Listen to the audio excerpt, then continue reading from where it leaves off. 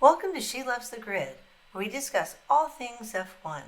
Whether it's happening on the track, in the paddock, or beyond the grid, we'll talk about it all. All right, here we are, back to She Loves the Grid. I'm Claire. I'm Diane.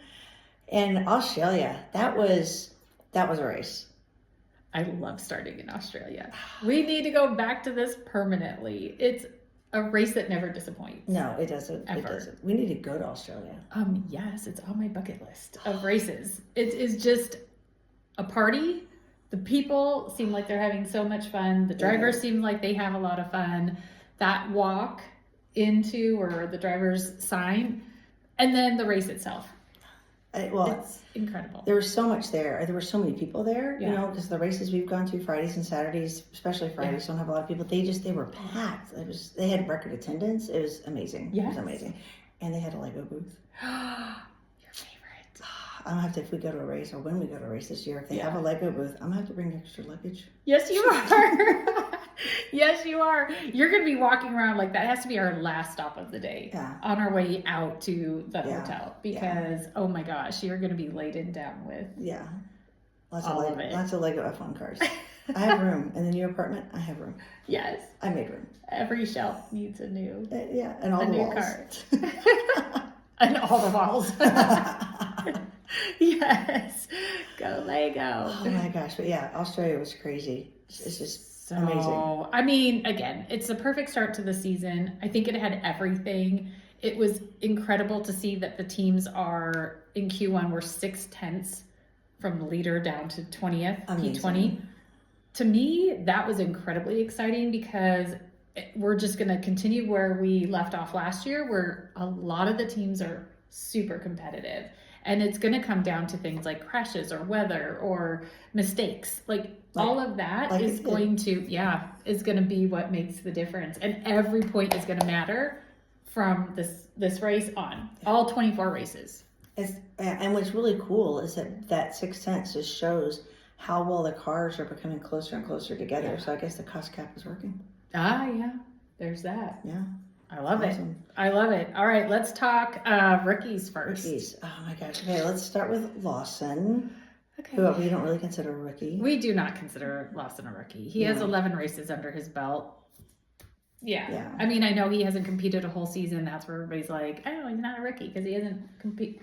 So almost half of the current seasons, when the seasons weren't this long, gives almost nearly a season. I mean, he's yeah. It just was not a great weekend for him. No, it wasn't. Not at all. That's about all I want to say about that. Yeah. Wasn't the best weekend for Ollie either. Oh, I was expecting so much more for him. I mean, I know he's in a Haas, but still, I mean, okay, the Haas has not looked good from their shakedown on, but I really had great hopes for Ollie, and then we had the crash, and then the power unit failed, and so he was P20. But what I'm taking away from it is he kept it on track when it really, really, really mattered. Yeah. Like throughout that race, which was hard for even the senior drivers. I don't know what we want to call them. Senior drivers. I don't want to call them old drivers. The experienced drivers. It was hard for even some of them to, keep it on track. And Ollie kept it on track. And yes, he was lapped. And yes, they finished 13th and 14th. But if people don't remember that 6 cars didn't finish, then it looks like Ollie finished great. Yay. And he's only one of 2 rookies that actually finished the race. That's true. Yeah, he and Kimmy are the only 2 rookies that ended up finishing the race. So, yay. I'm taking that away as a positive. And then Haas just needs to pull it together. Yeah, they do. They do. So they don't end up being the worst team because I thought it was going to be Sauber. But it might not be Sauber. It may not. Speaking of Sauber, Gabriel, he did fairly well until that crash. Yeah. Which I think you were saying, you think it might have something, not that Lawson hit it, but just that whole incident impacted and affected him. I think it did, and so did Lando. Yeah. I'm just, I agree. I'm hanging my hat on that because I literally, when it happened, Bortoletto was right behind Liam, and Liam had the issue and he spun. I mean, he was like, it seemed like he was right behind him. And so, of course, you're going to somehow react, either foot on the brake or maybe a quick, turn of your wheel. And I think that just kind of prompted what happened. And with that track being not a regular track Yeah. and the rain and everything, it was just a recipe for disaster. Yeah, for it, sadly. But Bortoletto did out-qualify Hulkenberg. which is so amazing. that was incredible. I mean, he was the F2 champion last year. So, I mean, we know he can drive. Yeah. But for him to out-qualify Hulkenberg on the first race, and then Hulkenberg, we know he can just pull out those really fast one-lappers. Like, that was exciting. So, Yeah. good for him. Absolutely. And Doohan, I've like Jack, I think he was pretty quiet throughout the race. You didn't see a lot on him until that suddenly he was out. Suddenly he crashed. I feel so bad for him. I do. I mean, listen, I love Jack Doohan. I think that he is smart. I think he's kind. I think he's a good driver. He's had to pay his dues by being a reserve driver the last couple of years, and he finally got the opportunity. And then people have been mean to him all winter because they thought it should have been Franco. And we all saw Drive to Survive with Flavio saying, like, whatever he said, I'm watching you every minute or whatever it was. He owns him or something. It was just so ominous and just dark. Yeah. Like, it was just dark. So I just, when he was out, please don't take that as a big black mark against his name like that. No, give him another chance. Let's hope For sure. And then Kimmy. Kimmy did great. Kimmy did awesome. I mean, he didn't qualify very well. He did not. I was a little worried, and if you did not see our predictions, which we put out at the beginning, Thursday, so before Friday's practice, we both selected Kimmy as the Rookie of the Year. I did mainly because of the car that he's driving, the Mercedes. Then he qualified 16th or 15th, something like that. And I thought, did I forgot about, did I not give Isaac and the V-Carb enough credit? Then there was, did we say Gabrielle or Gabriel? Gabriel, I think it's Gabriel. Gabrielle. We'll get it right. I don't know. Anya's middle name is Gabrielle, so maybe that's why I keep saying Gabrielle. Anyways, but Kimmy, oh my gosh, race day. Oh my gosh. How do you, as a rookie, go from 16th or whatever he was to fourth in that kind of a race? He drove that car so well. Gosh, I mean, just really so well. He really did. That is a Max Lewis coming up through the ranks. I think he should have probably been rookie of the day. He should have been driver of the day with that kind of a move. That is, to me, world champion material. Absolutely. Driving through all of that in the rain, overtaking your peers who have been around a lot longer than you have, and finishing fourth. I mean, almost podium. One off the podium. That's amazing. Right behind your teammate. Yeah. George is probably maybe shaking in his boots a little bit. I think he might be. And our last rookie, you mentioned Isaac. Wow. Okay. So Isaac was the highest qualifying rookie. And a V-Carb. In a V-Carb. So we can talk about V-Carb in a minute, but who knew V-Carb was going to be there? Yuki also. But okay, so back to Isaac. Incredible qualifying. Incredible. Just solid. And then the formation lap came, and ouch. And I think, we talked about it before, it's like that slick line, because it's not a regular track, and it's used for other things, and it's not an FIA type painting and whatnot. So it was super slick in the rain, and he just caught it, which a lot of drivers were catching it in practice and whatnot. So it was just a bad situation. He was so distraught, and I am just thankful for Lewis Hamilton's dad. I mean, oh my gosh, he is a beautiful human being. Oh. I mean, inside and out. I'm not saying beautiful, like just he's a very handsome man, but like inside and out, just a kind soul. And I think what I've seen him say since the race is, he, as a parent, he just felt horrible, and he left the Ferrari garage to find Isaac in the paddock. He saw Isaac was walking down, or he went to him. And I think that is what I've related to the most, is like, my kids have played sports and they were individual sports. And when something doesn't go great, like, you do just want to, whether it's your kid or somebody else's kid and they're crying, like, you just want to hug them. Mm-hmm. I mean, the adrenaline that he had, his very first race, getting all pepped up. There's nerves, I'm sure, for all of them, every race. His family was there. His like family so was much, there. so much was there. So much was riding on them. And we know that Red Bull and V-Carb, they're cutthroat. Yeah. You know, you don't perform and you're gone. And here, this is his first race. And there's probably 1,000 things going through his mind. And to just have that moment where Anthony said, hold your head up high. It's fine. You know, it's going to be okay. Compared to our favorite villain, Chatty Cathy, or AKA Helmut Marko. Yes. I love the responses that people are going to him. Everybody. Being such a jerk about saying, about crying and it was weak or embarrassing. Embarrassing. I love one of the comments I saw. Someone said, what's embarrassing is you making those comments with 0 drives, 0 wins, 0 this, 0 that. Who are you? Like, why do you have an opinion? Well, he has an opinion because he's the driver advisor for Red Bull and V-Carb, but no actual driving experience. Right. And at the same time, he's a yapper. That is, like you said, why we call him Chatty Cathy. But it's like, how is that helpful? Yeah. And he doesn't know what they're doing. He doesn't know what they're going through. He has no real life experience to understand what that guy experienced. So. Right. And you're shaming him for having emotion. Yeah. I would think you would want him to have emotion. And, because he cares about his team. He cares about his performance. Yes, so, exactly. So, I mean, again, somebody needs to prevent him from, he needs a handler, a minder or something. They need to prevent him from speaking. He's like a 5-second delay. Yeah. But then if you're Isaac, are you like, now you're worried? Mm-hmm. I mean, men can have feelings, men can express emotions. He should in that situation. Mm-hmm. And the team, let's just talk about Red Bull for a second.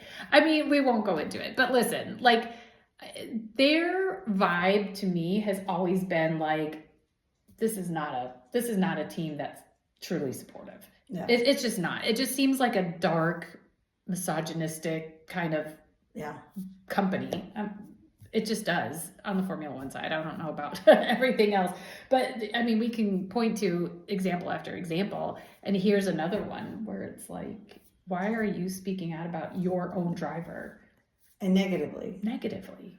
It's just a lack of vision, lack of leadership. But, then you flip the other side, get off of the rookies for a minute and go to a team that's showing well and has good leaders and a great leader, Williams. Yes, I know. I mean, it really is the opposite. Complete opposite. Because, I mean, first of all, James Vowles is a terrific leader. I think he has had a vision. It's taking a lot. It's going to take a while. He told us it was going to take a while. He has a plan, and they are making that happen. And wow, between last year and then Sunday, phenomenal, incredible difference. I mean, we both thought that they could both get into Q3. We kind of went for drinks and like walking back to the train, and we said they could both be in Q3. But could you imagine if they both scored points? And that didn't quite happen. But it's okay because how far they've come. Yeah. And to hear Alex talk about how confident he feels in that car, and it's so different from how it's felt in the past, and he is excited. Like you can just really see that he's excited. And then you have Carlos, who sadly did crash out. Sadly, he qualified P10. I'm not sure why exactly, but he's still learning the car. Mm-hmm. But again, James, being the great leader that he is, made sure to call out that after Carlos' crash, he told, I think probably every media outlet, Carlos didn't just like hang out in the garage. He was on the pit wall next to James and was acting as a strategist, which will come as no surprise to anybody who's a Ferrari fan and Carlos Sainz fan, is he was a part-time strategist and full-time driver at Ferrari. And his strategy, the way he thinks in that car and can kind of, really see what they need to do, they've said that is why Alex finished where he did, 5th place, because of what Carlos was saying about the inters. Yeah, and it really goes to what James would talk about why he wanted to get Carlos on the team. He's a complete driver. He's got the experience. He's a champion, and he's got that strategy, and he's a team player. It just shows that he's there to help the team. And Carlos has expressed his interest in growing and building this team to be back to the Williams of the day. So I'm excited for them. I hope they're on their way there. Oh, me too. I hope they're on their way there. Fingers crossed. Fingers crossed. Okay, we did have a lot of crashes. Oh so Carlos, gosh. We've already talked about, Gabriel's, Isaac's, Jack's. There's several. We had Alonso. We looked like some of the gravel had gotten on the. I think that was Pierre. Yeah, Pierre. We're just gonna blame Pierre. Yeah. Sorry, Pierre. Oscar almost crashed. Right, he went off. So did both McLarens went off at that point. Yeah, but Oscar. That was insane. I love he likened it to learning how to back up a tractor. He said that he practiced on that guy's farm. I can't remember his name. His farm. But I thought he's done. He's done. He's in the grass. His back tire's spinning. And I'm like, you're just going to dig yourself into the grass. What are you doing?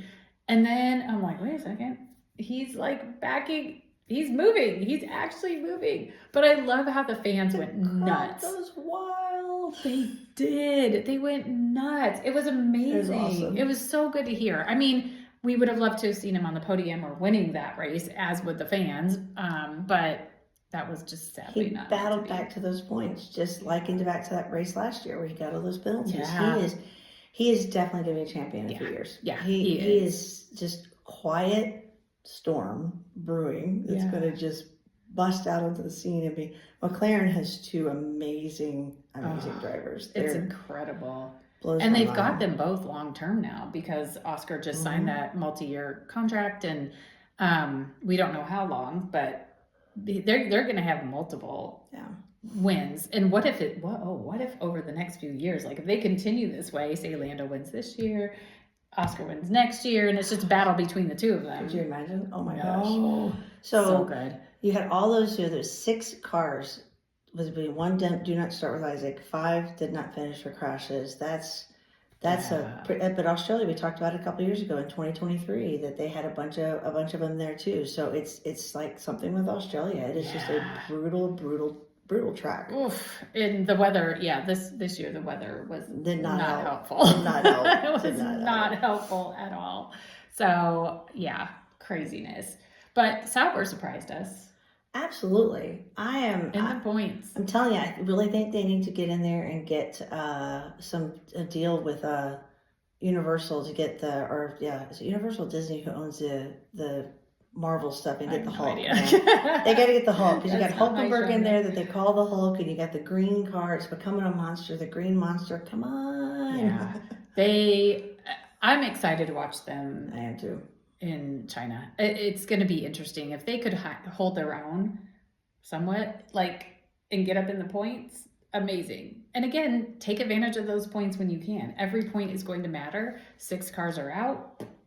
Let's do it. And we've gone from what was the second to last race or third to last race where they got 8 point last year to now they have points. I mean, it's just more points, way more points than they had last year total after 24 races. Yeah. 20. Did we have just 23? 23, 22. We don't so know. Many. I don't know. Too many to count. The years are merging. But I mean, and Lance Stroll has more points on his own than both Ferraris. That's sorry, amazing. What? I don't know what happened to Ferrari. Oh, it's my life. Well, bad strategy. Again, our strategist went to Williams. Carlos. Lewis is still learning the car. That's fine. He definitely needs to take a vacation with his engineer, Ricky.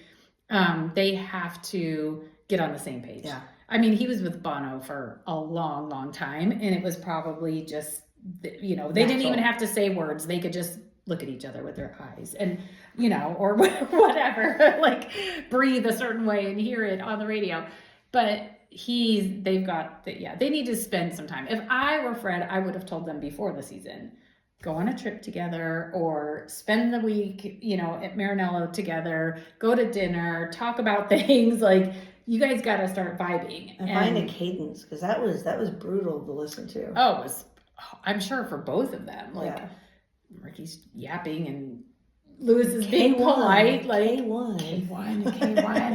K1. I know it's weird, but just do K1. What's K1? Oh my gosh. Yeah, and poor Lewis is. please let me drive.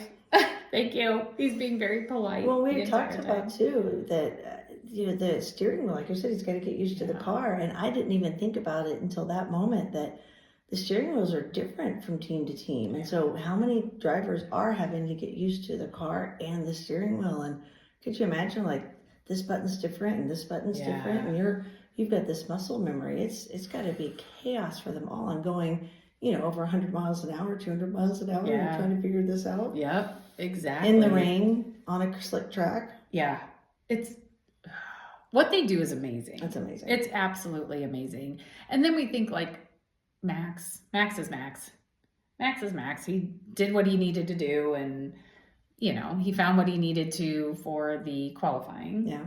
He's not. They're off of McLaren, but not that far off of McLaren. So I think we are going to be back to where we were last year, which you've got the McLarens fighting each other, Max fighting Lando, and George hanging out 3rd, 4th, 5th place, just waiting for his opportunity, and he sneaks right onto the podium. Ooh, hi, that's George. It's George. Hi, it's George. Exactly. Yes, that's how it is. And then he's all happy and he's smiley, and the rest of us are like, George, where'd you come from? Did we see George at all during the race? No, because he was like 12 seconds back. I mean, he wasn't towards the end, but at one point he was. Yeah. He was way far back before one of the crashes. But he just sits there and bides his time, does his race, probably like a metronome, is just doing lap after lap like this, and squeaks right in. So I don't think that's going to change at all. But the McLaren, they are going to have to figure out their papaya rules. Yeah, they got to get over that, figure it out. Either let them battle it out, or pick it up before the race starts, or have some kind of contingencies that these are the rules, this is what we're doing. But if this happens, we're going to swap, like the plan A, plan B crap. Like, get that figured out between your drivers. Plan C. I feel like they probably did. And I bet it's at the first turn, the first corner, that who's ever on pole, you don't battle them. That's what I would do, actually. So Zach, yeah. No, if you're on pole, then you don't battle there. You watch out for the people behind and make sure you're in second. And then after that, and I get why they told Oscar to kind of hold off, because they were the rain, they were passing Ollie and some of those people at the back, get through there, and then Oscar kind of had a moment which helped push him back like 2 seconds instead of being right on him. He had such good pace compared to Lando. He did. I felt like he said it, I'm faster than him, but whatever. But that's where the other part comes in. And then unfortunately he was like 2 seconds back, and it was just a little harder to catch up. I agree. I think it was Jolyon Palmer that said, well, he lost momentum. Like, you told him to back off. And then it's over. At that point. And then he had a moment, probably because he's trying to remember to back off, and you've got the cars at the back that you're passing. And at that point, it just wasn't going to work. But if they are the fastest car, which they clearly are, it's going to be incredible to watch the two of them all year. And if it is the two of them all year, at what point does McLaren prioritize one of them over the other for the WDC? Yeah. Like, they're going to want to keep the constructors, so they want to keep them both like 1-2, but at some point you're going to have to decide. Yeah. So, I mean, not the first race. We've got 23 more races. A lot can happen. I mean, anything could happen. Anything. And after Barcelona, when we have a change to the rules for the front wings, it could be very different. We could have one season up until that point, and then a completely different season after that point. So it's going to be crazy. It is. It's going to be a year, and then we go to China for our first sprint race of the season. It's going to be fun. Yeah. Looking forward to it. Yes. Definitely check our socials, because I'll do a little, like, here's what you can expect. A little preview. That'll be helpful. Yeah. Like, follow, subscribe, comment. Tell us what you think, what you don't think, what you don't like. It's going to be fun. Not about us, though. No, not about us. You can. It's fine. Thank you. Bye. Bye. If you enjoyed this episode and you'd like to help support the podcast, please subscribe and leave a rating and a review. To stay up to date with She Loves the Grid and get all the behind-the-scenes content, you can follow us on Instagram at She Loves the Grid, and on Facebook at facebook.com/SheLovesTheGrid. Thank you for joining us for the ride this week.